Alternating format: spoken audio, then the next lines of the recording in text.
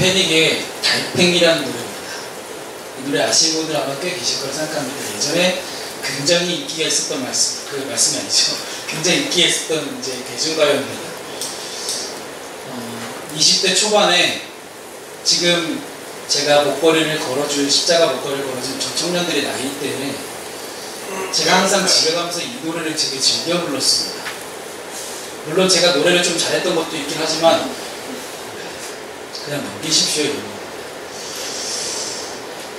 이 가사가 저한테 큰 위로가 됐습니다.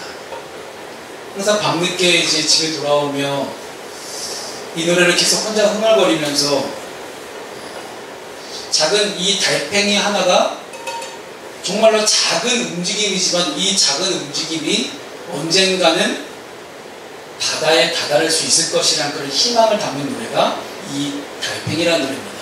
패닉이라는 이제 두 명의 남자 가수가 함께 그룹을 만들어서 나온 이 노래가 실제로는 패닉의 이 노래가 이 노래보다는 다른 노래가 이제 타이틀곡이었는데 이 노래는 굉장히 인기가 많았었어요.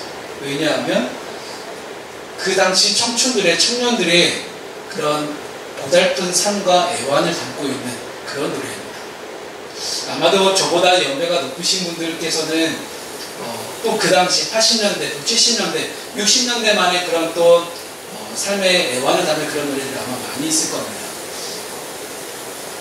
근데 이 패닉의 달팽이라는 노래는 저의 청년 시절에 저에게 가장 위로가 되었던, 어찌 보면 찬양보다도 더 저에게 큰 위로가 됐던 그런 노래가 바로 이 노래가 아닐까 생각합니다.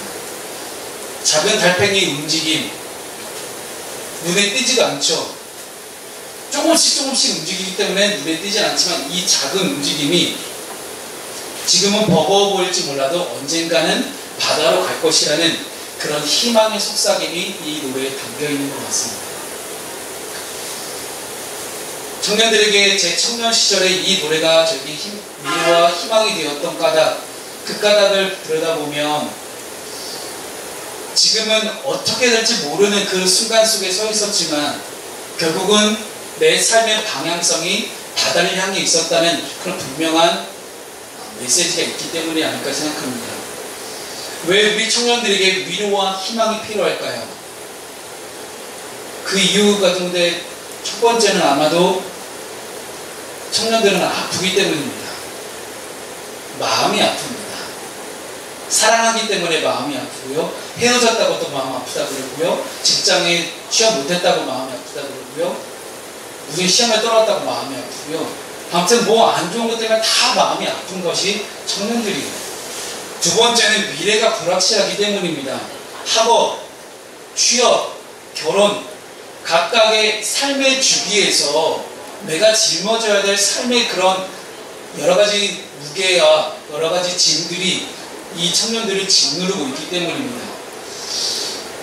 그 짐들을 짊어지고 나가야 하는 그 청년들이 미래가 너무 불확실하기 때문에 위로와 희망이 필요하지 않을까 생각합니다.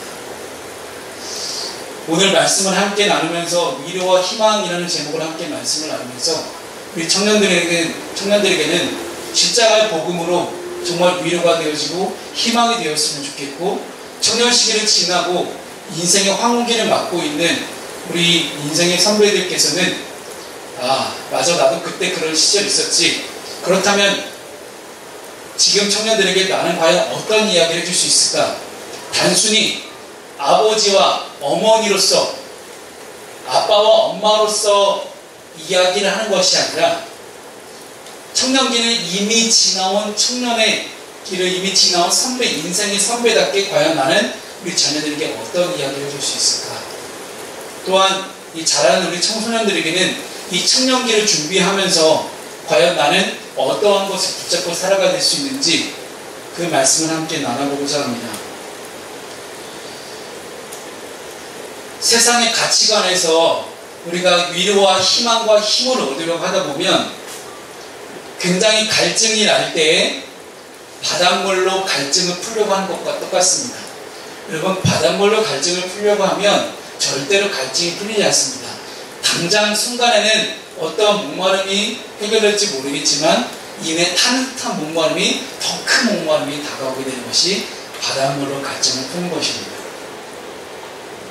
다시 한번 우리 청년들이 이 힘겨운 시대에 하나님의 말씀으로부터 오는 위로와 희망을 붙잡고 살아가기를 축원합니다.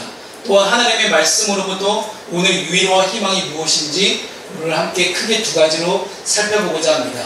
첫 번째는 십자가의 사랑입니다. 오늘 본문 말씀을 우리 윗부분을 읽어보면 만일 우리가 그의 죽으심과 같은 모양으로 연합한 자가 되었으면 하고 말씀이 시작합니다. 이것은 곧 십자가의 사랑을 말씀합니다. 십자가의 사랑 안에서 나의 죄가 죽고 주님의 은혜가 나를 다스리는 것입니다. 십자가는 죄값을 치르는 것입니다. 로마 시대부터 그 이전 시대까지 가장 큰 죄를 지은 사람을 잡아서 형벌을 받게 하는 그런 장소가 바로 십자가였습니다. 예수님 외에도 그 당시 큰 형벌을 받은 큰 죄를 지은 많은 범죄자들이 죄수들이 십자가에서 자신의 죄값을 치러왔습니다. 죄로 인해서 죽음에 이르는 것이 바로 십자가입니다.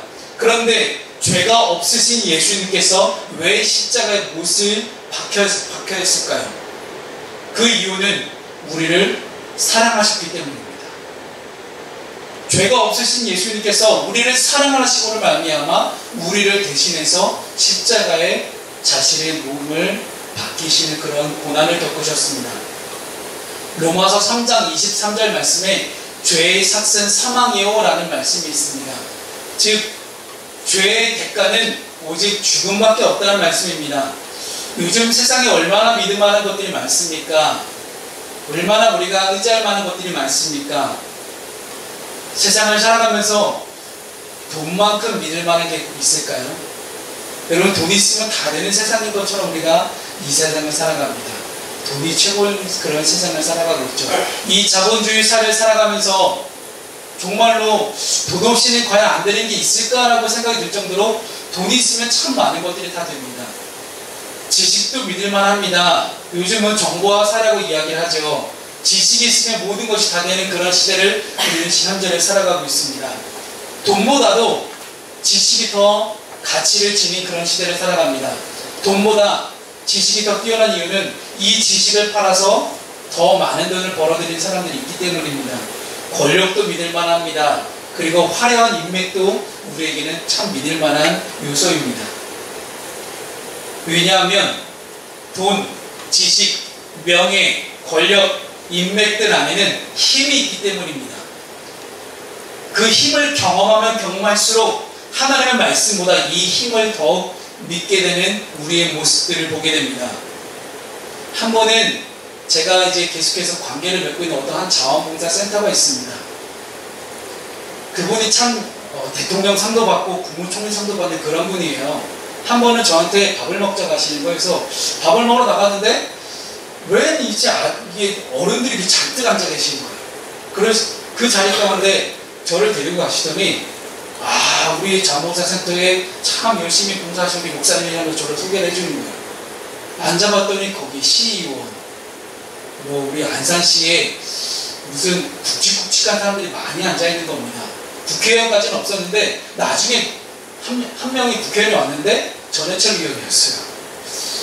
이 양반들 앞에서 나를 왜 소개하나 봤더니 그분이 참 저를 많이 오해하신 것 같아요. 제가 굉장히 정치적인 사람이라 생각하신 것도 같습니다.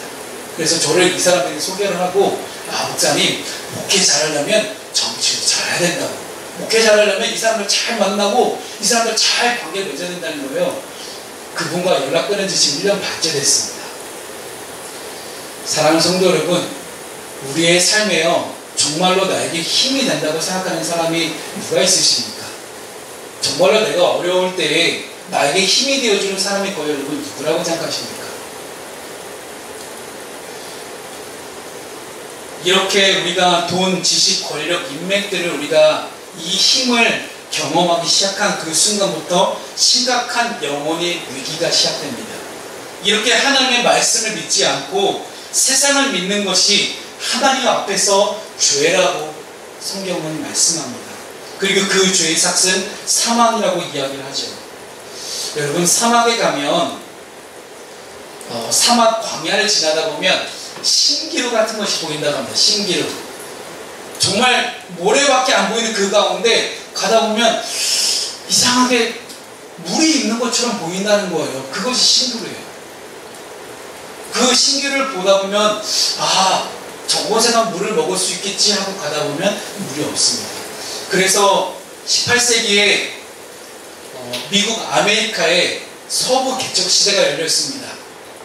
서부 개척시대 수많은 사람들이 동부에서 서부로 옮겨갑니다. 왜요? 금광을 찾으려고. 금을 찾아서 나도 떼돈 한번 벌어보고자 수많은 사람들이 서부로 몰려가는데, 여러분 텍사스라는 지역을 가보면 지금의 이제 텍사스 레인저스의 우리 추신수라는 선수가 이제 미국 메이저리그에 굉장히 열심히 활약을 하고 있습니다. 비록 지금은 부상 때문에 비록 지금은 경기에 나오고 있지 못하지만 그 텍사스라는 지역을 가보면요 굉장히 넓은 사막들이 펼쳐져 있습니다.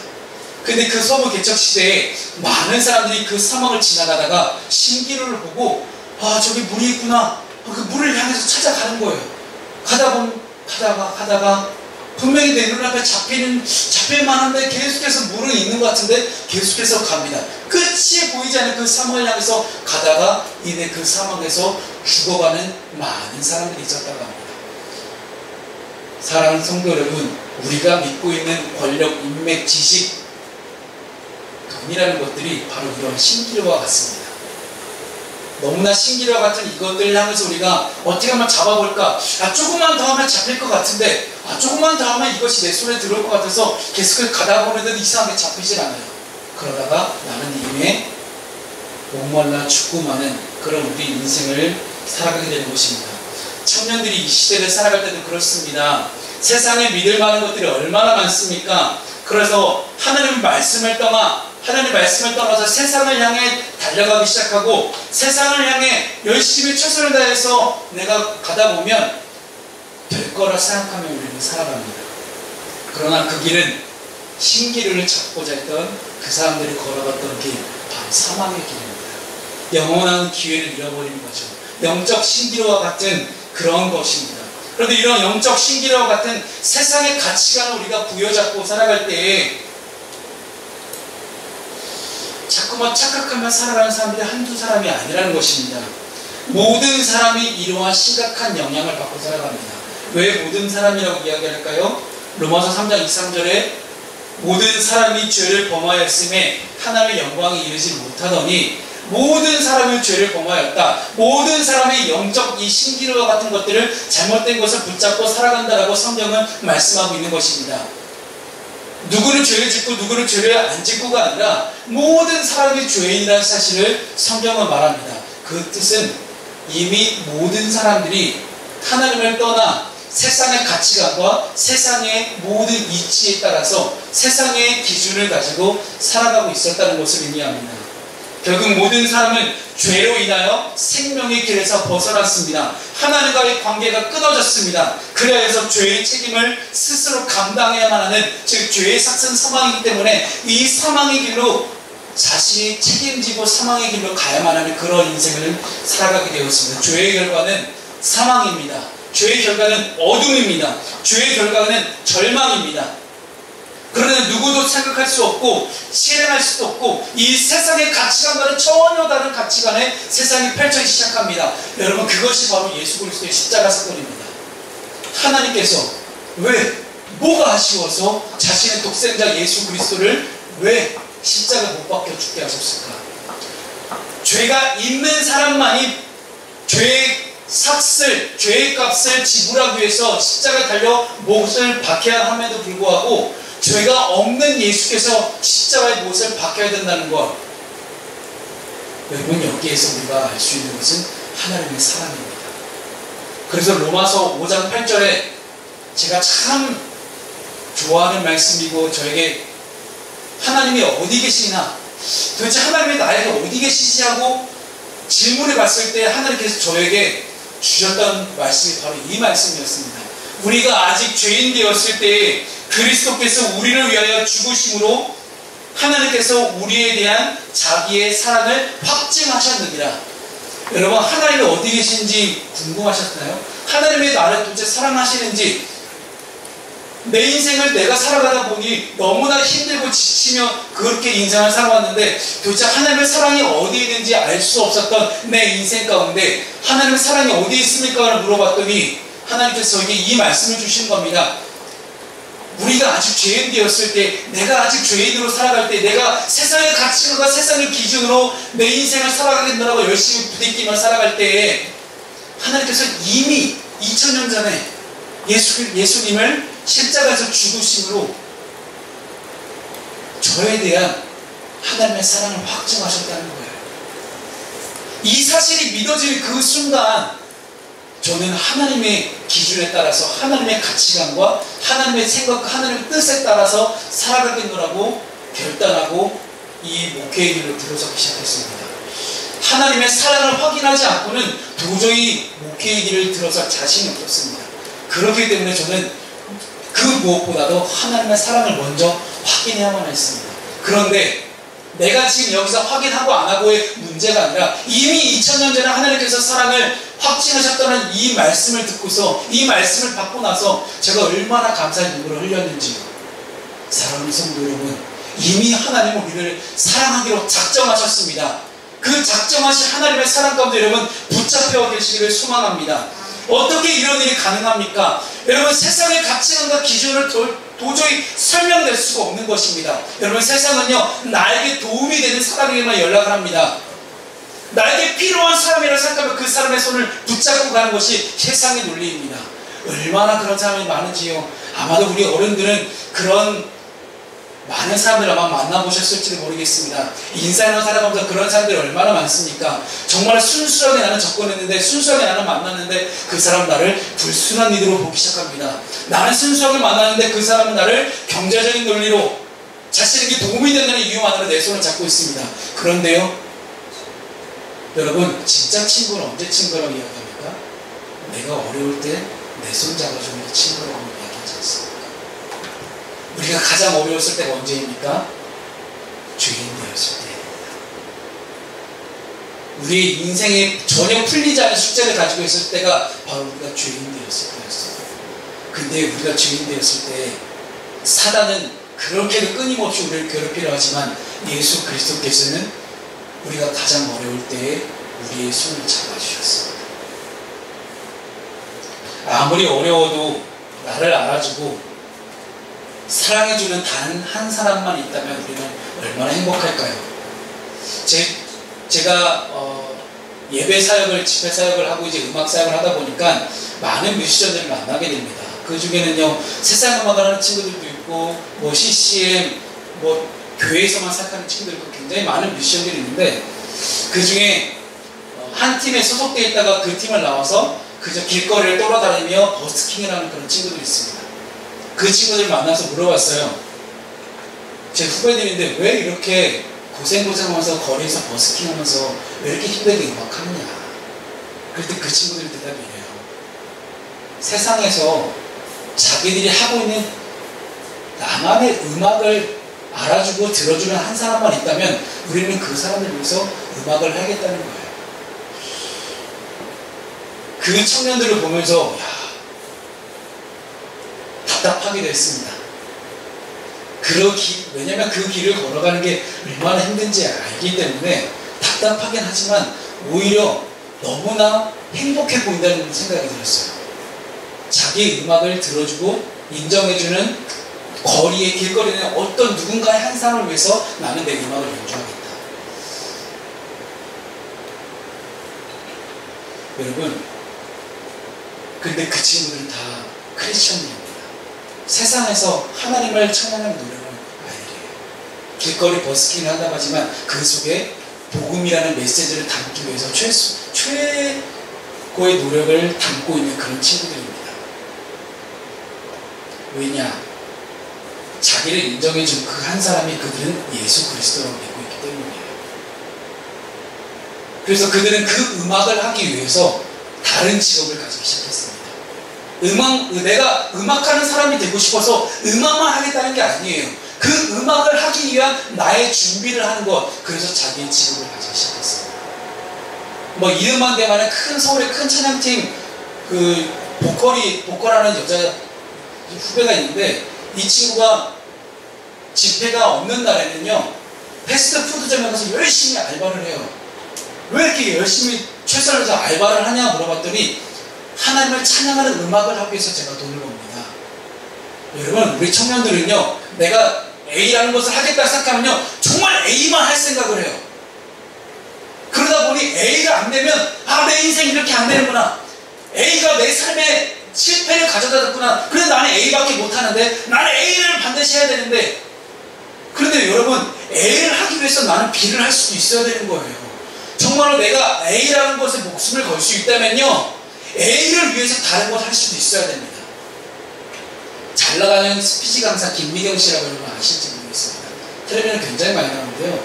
이 사람이 원래 이런 강의를 하는 사람이 아니었어요. 원래는 피아노 학원 원장이었습니다. 그런데 피아노 학원이 너무 잘 되니까 피아노 학원 협회에서 연락이 온 거예요. 어떻게 피아노 학원을 이렇게 100명이 넘는 이제 학원생 수를 거느리고 있는 그런 큰 학원을 키웠는지 그 사례 발표를 하라는 거예요. 정말로 두렵고 떨리는 마음으로 가서 1시간짜리 강의를 해달라고 했는데 하다 보니 1시간 반이 됐대요.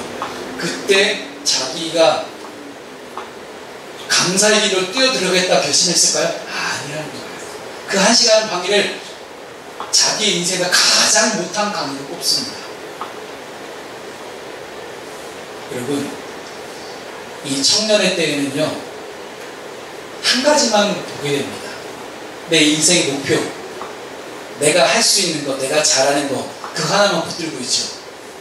그런데 여러분 그 하나가 안 되면 이내 자기의 인생과 그 하나가 안 되는 그 순간 가운데 왜 하나님께서 나에게 나의 인생을 이렇게 형통하게 이끄시지 않는지 하나님을 원망하는 그런 많은 청년들을 보게 됩니다.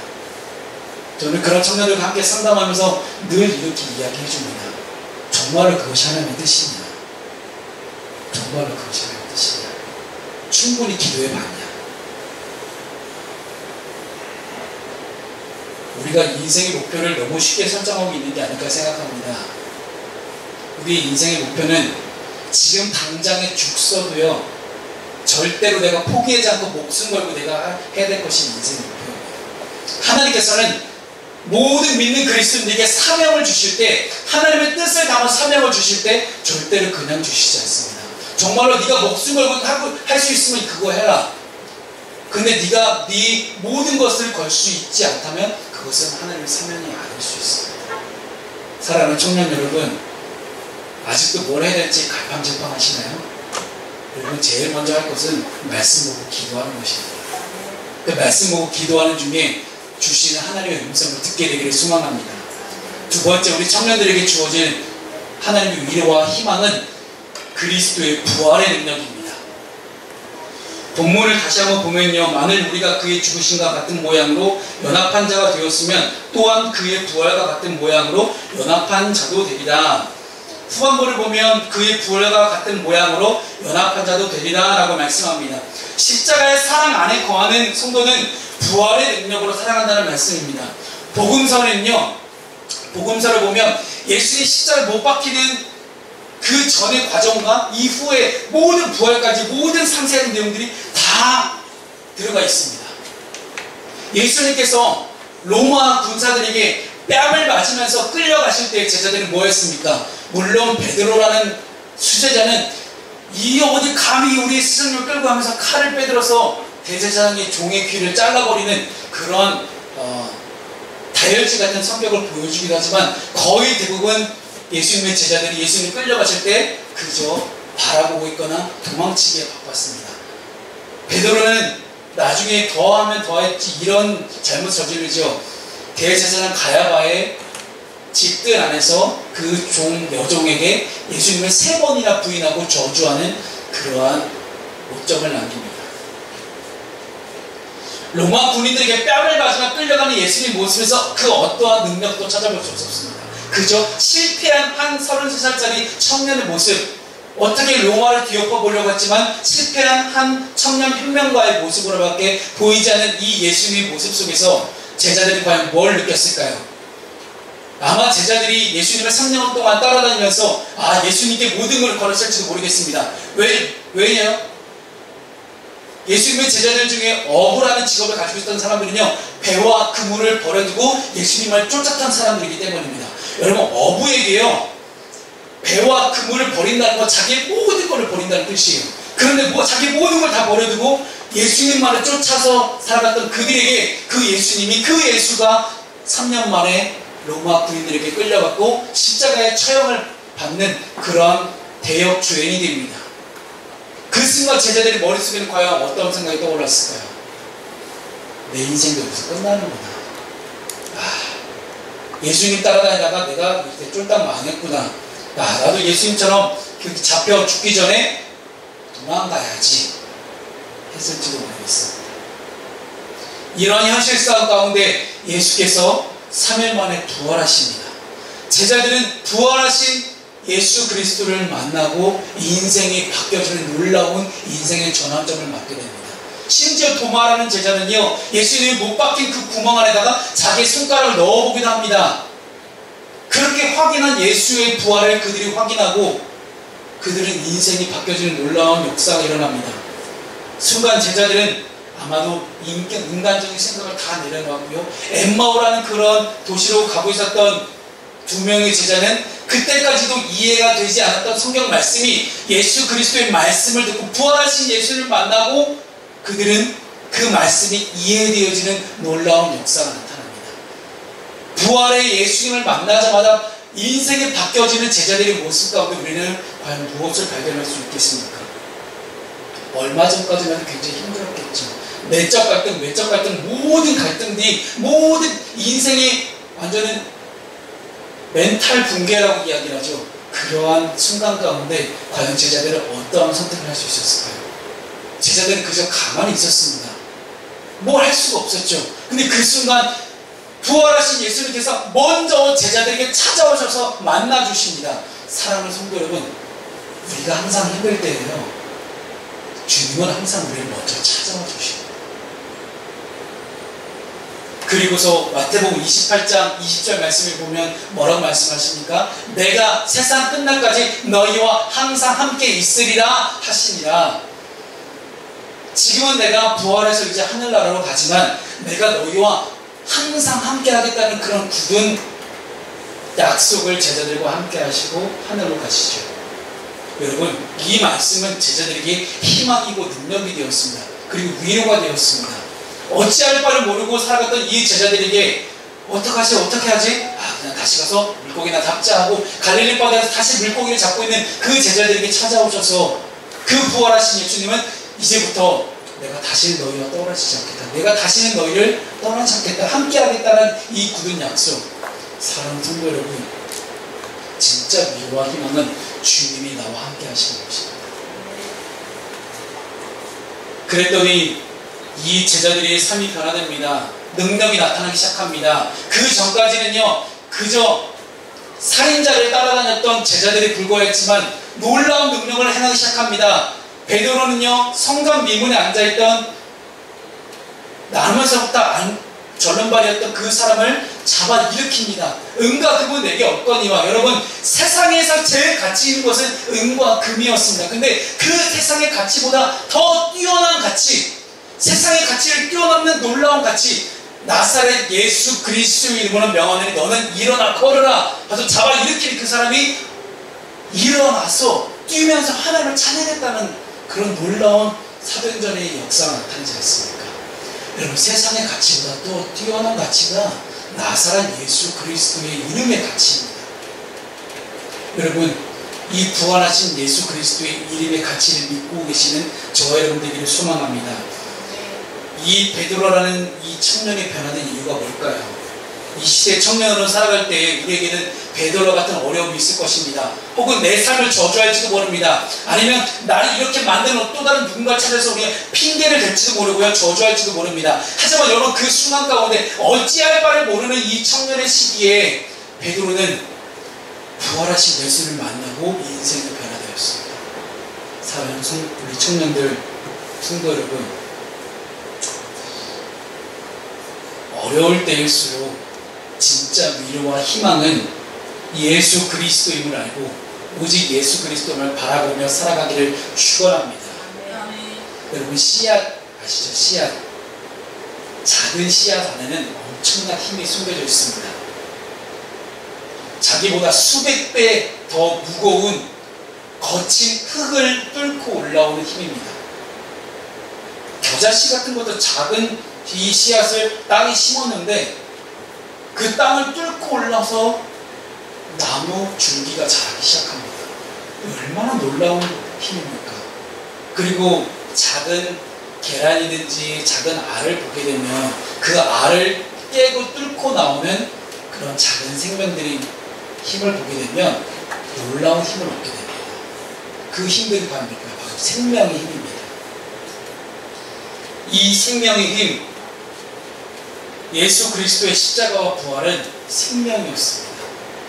이 생명의 힘이 저와 여러분과 함께 있기를 소망합니다.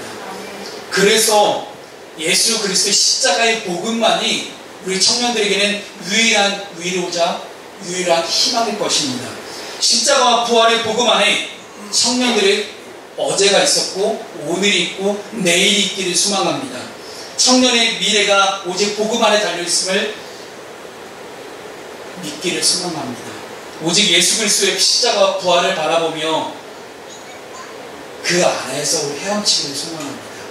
세상의 가치보다 더 뛰어난 가치, 그 가치가 여러분과 함께 있기를 소망합니다. 어떠한 대학교를 이제 선전하는 그 CF를 봤습니다.